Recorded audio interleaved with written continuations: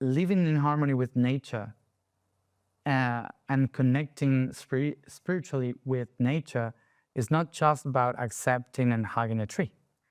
It's much more than that. It's to recognize that that tree is also human.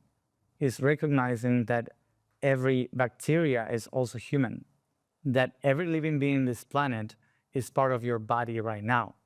And by accepting them as equals, by accepting that we are all part of a living organism called Earth, we can start collaborating to one another into the transcendence of this world, into integrating what Earth is today, so we could take the tools of this planet and we can replicate this world into the new ones. There is this story of the alchemist in every tradition in the past that says that an alchemist was the one able to find the medicine in everything.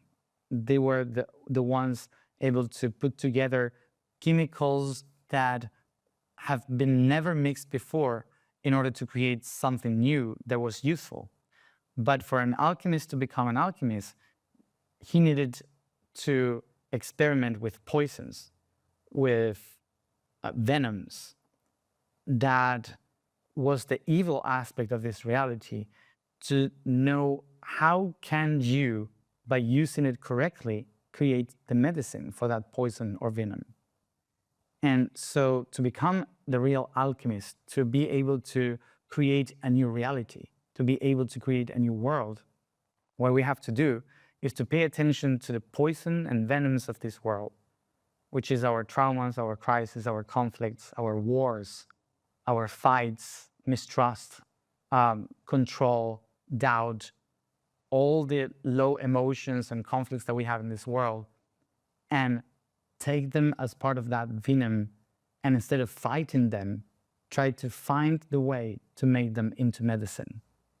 So that's the way you transcend something.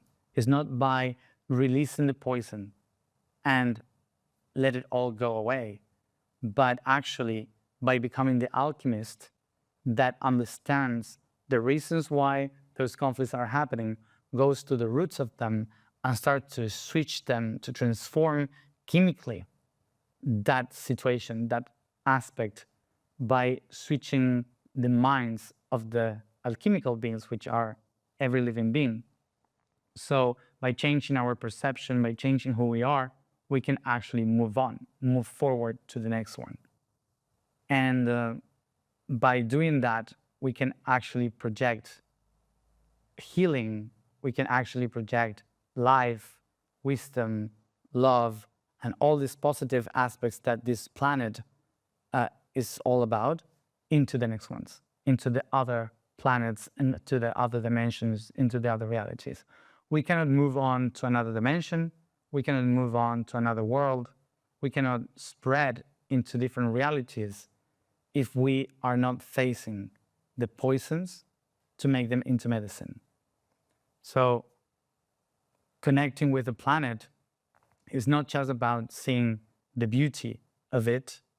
It's about going to the deepest of its shadows and understand why they are there, so we can turn them into something useful for us to create light, for us to transform that reality, and to actually spread and move on, not being a virus spreading our cares of this world into the next dimensions and next worlds. That is why most of the beings from other dimensions and other planets, they don't come to us. They don't directly connect with this planet, because they know that we can be a virus if we don't align ourselves.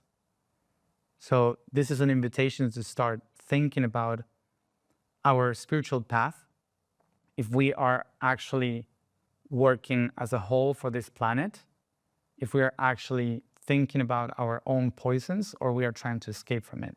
This invitation is about remembering, is about trying to remember who we actually are, what do we have within, and to understand that everything that we call darkness within us is just a tool that we don't know how to use.